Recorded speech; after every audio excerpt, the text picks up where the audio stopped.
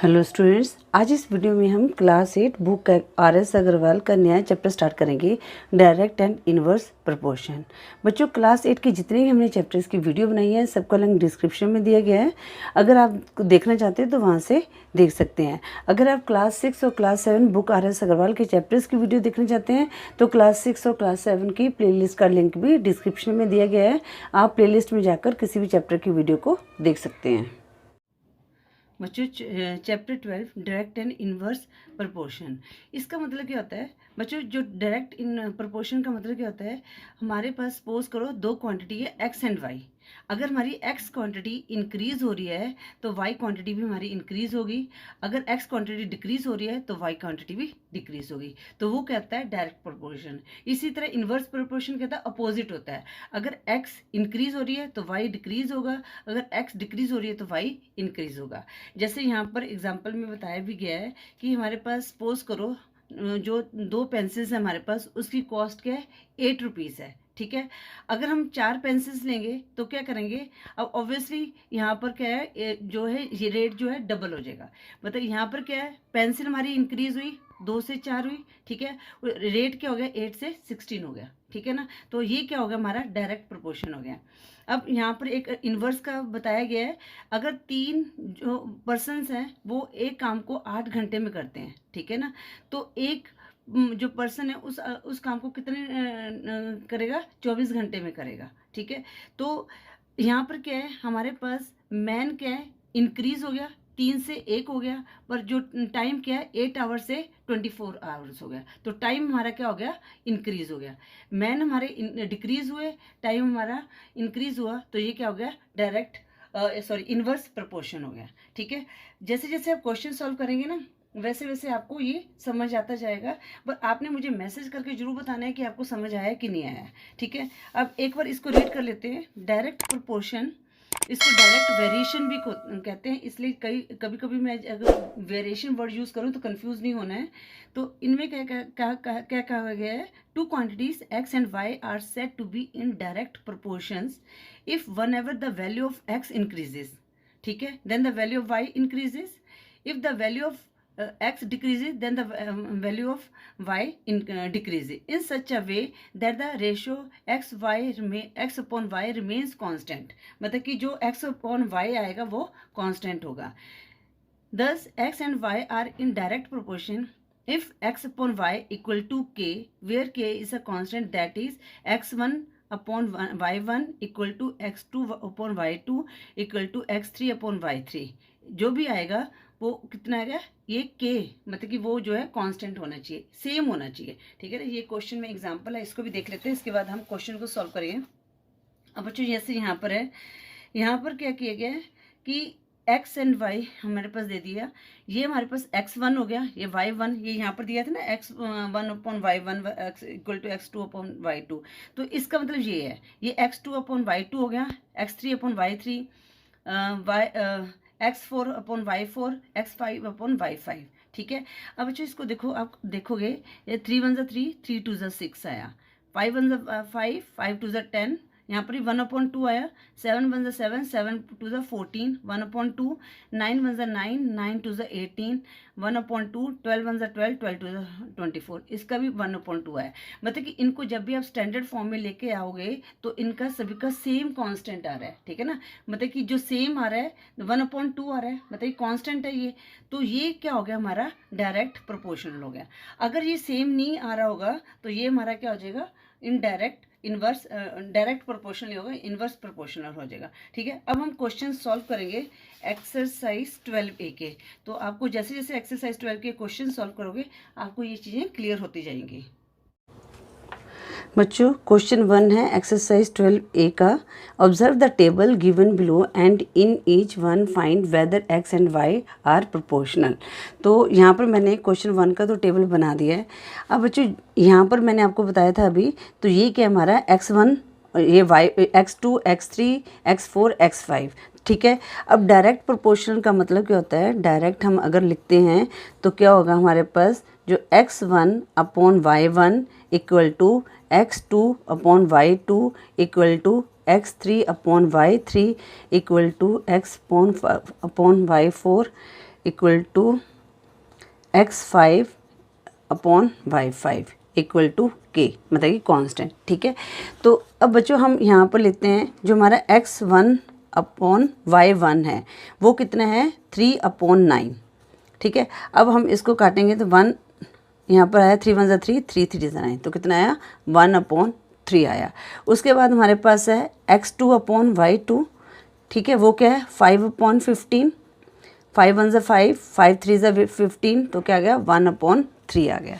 ठीक है, उसके बाद हमारे पास क्या है x3/y3, तो ये क्या है हमारे पास 8/24, 8 × 1 = 8, 8 × 3 = 24, तो कितना आ जाएगा 1/3 आ गया।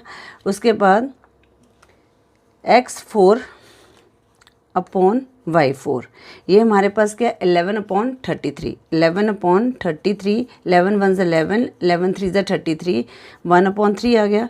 x5/y5, ठीक है, ये हमारे पास कितना आया 26/78, तो इसको हम काट देते हैं। ऑब्वियसली ये 26 के कट जाए, 26 1 = 26, 23 = 78, 1/3 आ गया।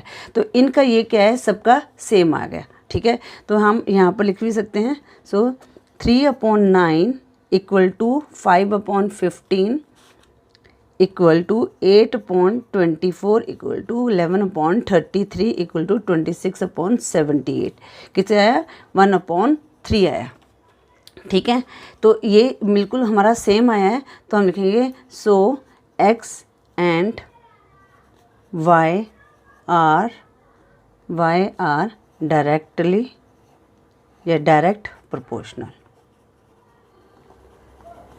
ठीक है, इस तरह से हमने लिखना है। अब मैं क्वेश्चन 2 के जो टेबल बना लेती हूँ। क्वेश्चन 2 है x/y।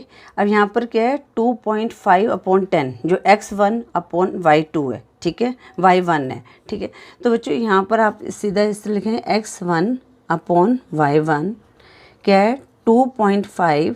अब बच्चों यहाँ पर क्या है डेसिमल है, तो इसको पहले हम हटा देते हैं। ठीक है, इसका हमने डेसिमल लगाया तो इसकी एक 0 नीचे लग जाएगी। ठीक है, अब किसे 25 × 1 = 25, 25 × 4 = 100, तो कितना आ गया 1/4 आ गया।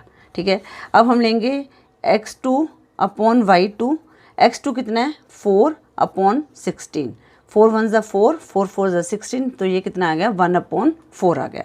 उसके बाद हमने लिया x3/y3।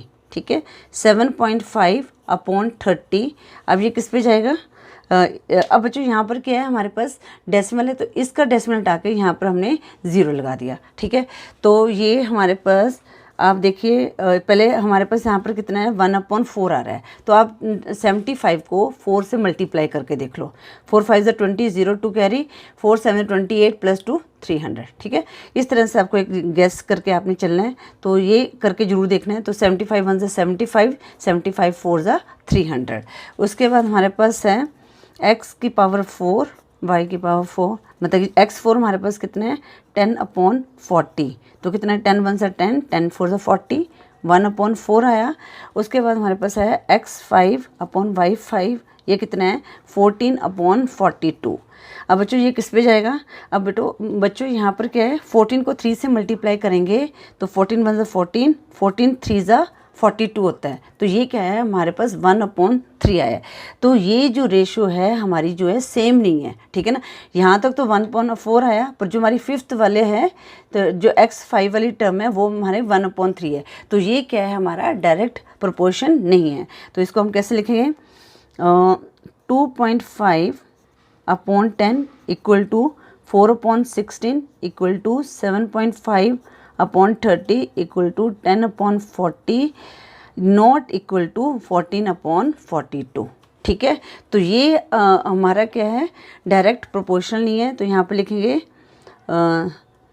So x and y are not direct proportional. ठीक है, अगर आप इसको लिखना चाहते हैं कि यहाँ भी बिकॉज ऐसे करके, तो हम यहाँ पर लिखेंगे एज रेशो ऑफ, अब ये रेशो की फॉर्म है ना, of x and y in each case not same, in each case not same.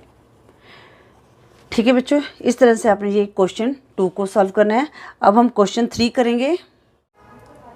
ये क्वेश्चन 1 का पार्ट 3 को मैंने उतार लिया है।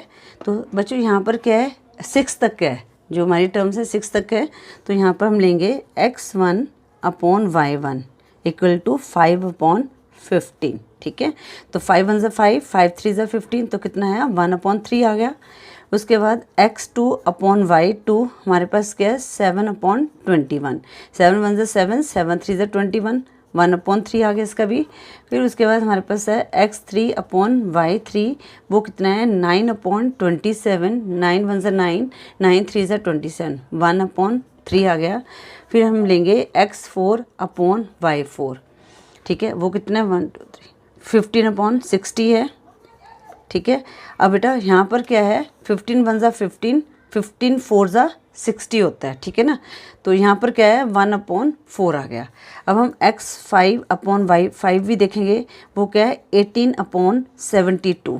ठीक है, तो आप पहले तो इसको देख लो कि 18 को हम 3 से करते हैं तो कितना आता है 18, 8 3 24, 2 4 2 कैरी 3 1 3 प्लस 2 5, 54 आता है। ठीक है, अब हम 4 से मल्टीप्लाई करके देखते हैं, 8 4 36, 6 3 कैरी 4 1 4 प्लस 3 7, तो यहाँ पर क्या हमारे पास 72 है, 72 होएगा क्योंकि 8 4 32 होता है। ठीक है, तो 18 1 18, 18 4 32, तो इसका कितना आया 1 अपॉन 4 आ गया। ठीक है, अब यहाँ पर हमारे पास क्या है x6 अपॉन y6, ये हमारे पास कितना है 25 अपॉन 75, 25 1 7 25, 23 25 3 75, 1 अपॉन 3 आया है। बट ये जो हमारे जो हैं ये 2 सेम है, ये चारों सेम है, तो इसका मतलब ये जो क्या है डायरेक्ट प्रोपोर्शन नहीं है। ठीक है, तो हम यहाँ पर लिखेंगे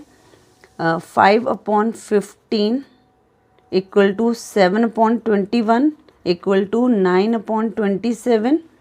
ठीक है, उसके बाद ये है, इसके बाद हमारा इक्वल क्या है equal to 25 upon 75, but not ये जो है 15 अपॉन 60 और ये कितना आ गया 18 अपॉन 72। ठीक है, ये क्या है हमारे, ये तो हमारे इक्वल है, ये इक्वल है, तो ये दोनों क्या है इक्वल नहीं है। ठीक है, तो यहाँ पर लिखेंगे so x and y are not direct proportional,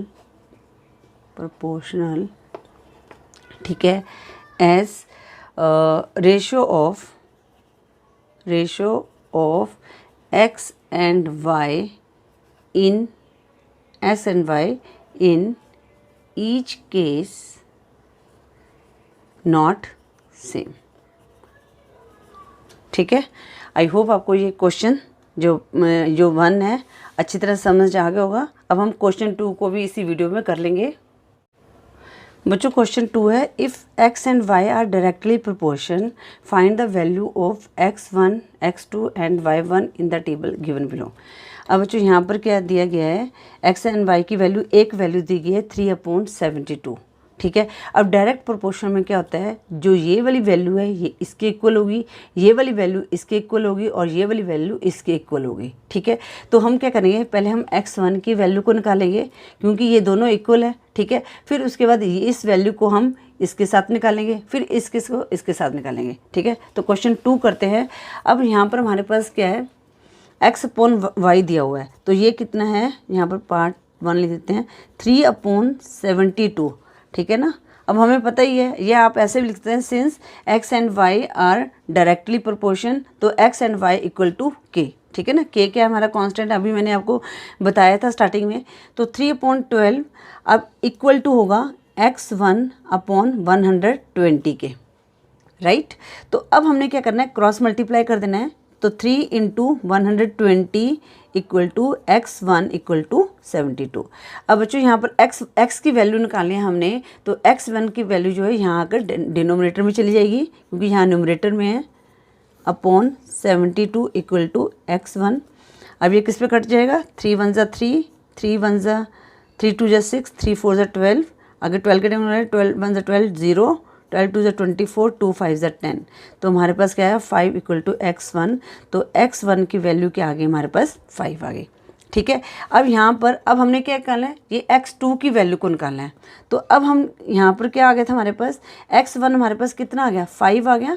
ठीक है, तो यहाँ पर ये ऐसे लिख दो x1 upon 120 equal to x2 upon 192। अब x1 की वैल्यू क्या आ गई 5 अपॉन 120, ठीक है, इक्वल टू x2 अपॉन 192।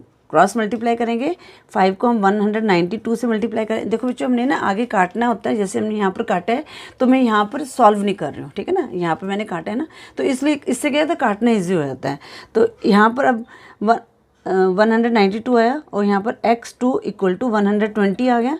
अब 120 यहाँ पर क्या है डिनोमीटर में चल जाएगा, 5 equal to 192 upon 120 equal to क्या आ गया x2 आ गया। ठीक है, अब हम देखते हैं ये किस पे कट जाएगा।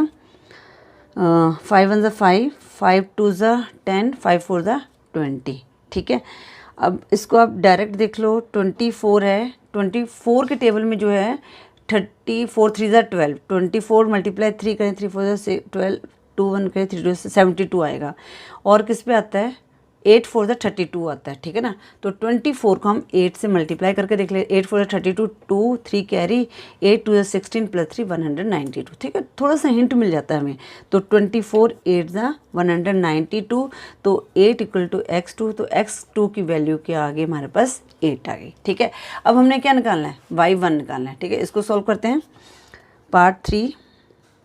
ठीक है, तो अब ये क्या हुआ x2, ये जो वैल्यू है इसके इक्वल होगी, x2 लिखेंगे यहाँ पर upon 192 equal to 10 upon y1, हमने इसको निकालना है। ठीक है, तो x2 की वैल्यू हमारे पास आ गई 8 upon 192 equal to 10 upon y1।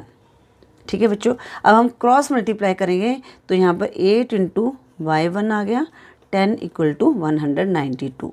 अब y1 की वैल्यू निकालेंगे, इसके जो 8 है यहाँ डिनोमिनेटर में चला जाएगा, 192 है। ठीक है, अब ये किस में कटेगा, अब हमने ध्यान से काटना है। तो हम पहले इसको 2 के टेबल में काट देते हैं। 2 4 8, 2 9 18, 2 6 12। ठीक है, फिर ये किस पे कट जाएगा 4 के टेबल में कट जाएगा, 4 2 8 और 4 4 16। ठीक है, तो 10 इंटू y1 की वैल्यू क्या आ जाएगी 10 इंटू 4, 24 कितना आ जाएगा 240। ठीक है, इस तरह से हमने ये वैल्यू निकाल दी है। और आगे आप आंसर में लिख भी सकते हो। आंसर में क्या लिखना है, x1 की वैल्यू 5, x2 की वैल्यू 8, ये ना 2 नीचे लिखना है आपने, ये स्क्वायर बन जाता है ना, x2 की वैल्यू 8 और y1 की वैल्यू क्या आ गई 242। ठीक है बच्चों, इस तरह से आपने क्वेश्चन 1 और 2 को सॉल्व करना था। आई होप आपको समझ आ गया होगा। बच्चों मुझे मैसेज करके बताइए कि आपको ये दोनों क्वेश्चन समझ आए हैं कि नहीं आए हैं। ठीक है, इससे मुझे पता चलता है कि आप लोगों को समझ आ रहे हैं। अगर नहीं समझ आ रहा होगा तो मैं अपने आप को और इम्प्रूव करने की कोशिश करूँगी, आपको और अच्छी तरह से समझाने की कोशिश करूँगी। आई होप आपको वीडियो यूज़फुल लगी होगी। अगर आपको वीडियो यूज़फुल लगी है तो वीडियो को लाइक करें, शेयर करें, चैनल पे न्यू हो तो चैनल को सब्सक्राइब करें। Thank you for watching. Next video में हम क्वेश्चन 3 से स्टार्ट करेंगे।